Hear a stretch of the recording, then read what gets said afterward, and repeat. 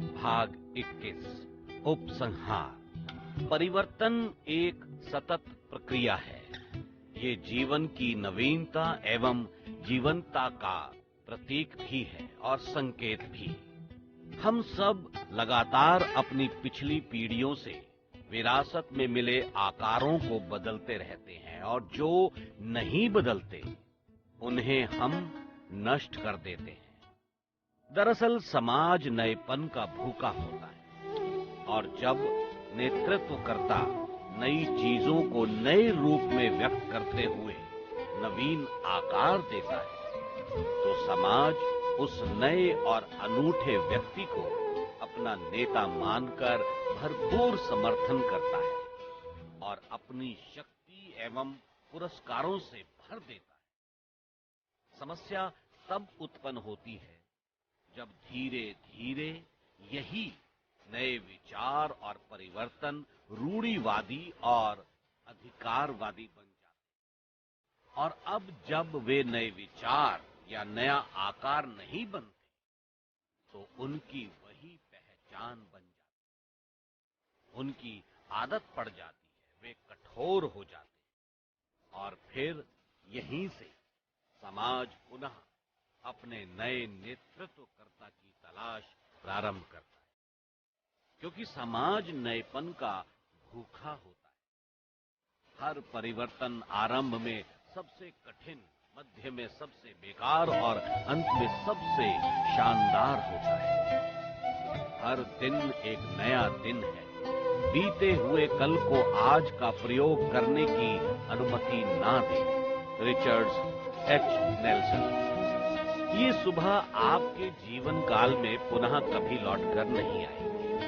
अतः अभी प्रारंभ करें और यदि आप आज प्रारंभ नहीं कर सकते तो कल भी नहीं कर पाएंगे और फिर कभी नहीं। हेनरी वार्ड नेले ने कहा है, असफलता केवल अधिक समझदारी से दोबारा शुरुआत करने का अवसर है।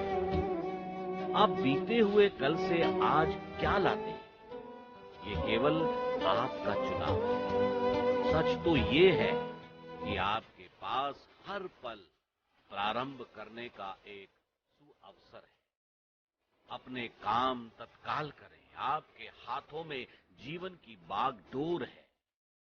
किसी समय पूरी सावधानी और लगन से पुनः प्रारंभ करें। ये स्पष्ट रूप से सच है और आप अच्छी तरह जानते भी हैं कि ये दिन दोबारा नहीं मिलेगा, परंतु आप इसे इस तरह जीते भी हैं जैसे कि ये सच हो। जब तक व्यक्ति पलटकर और हर दिन की तरफ देखकर ये ना पाए कि उसे कुछ आनंद, कुछ खुशी, कुछ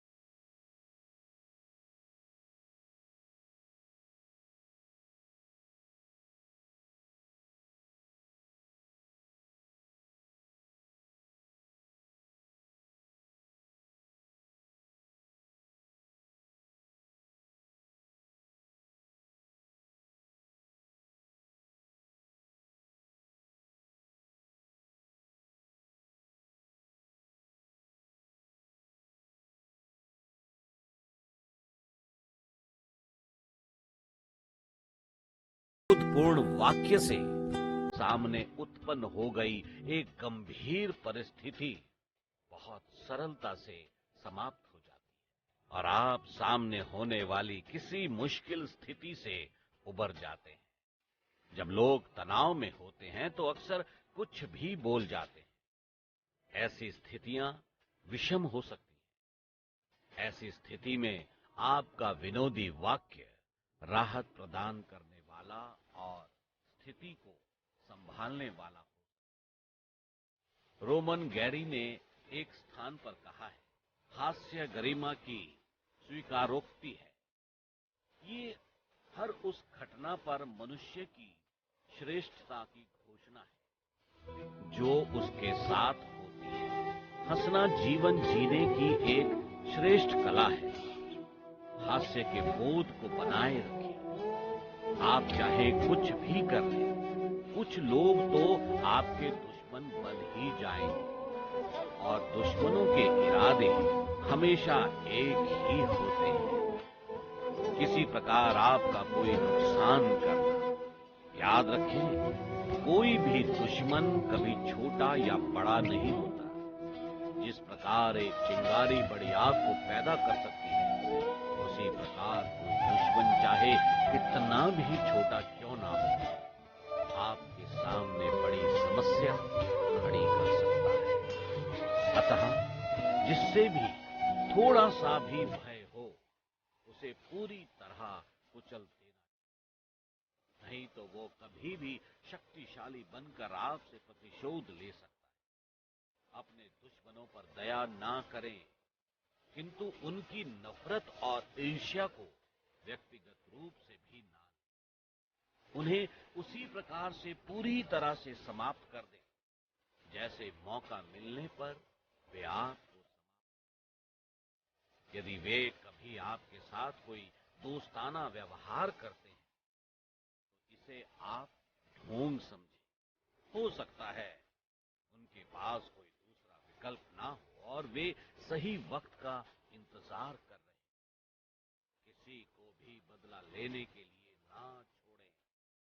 शत्रु को शक्तिशाली ना बनने दें, उसे पूरी तरह कुचल दें, शरीर से भी और आत्मा से भी।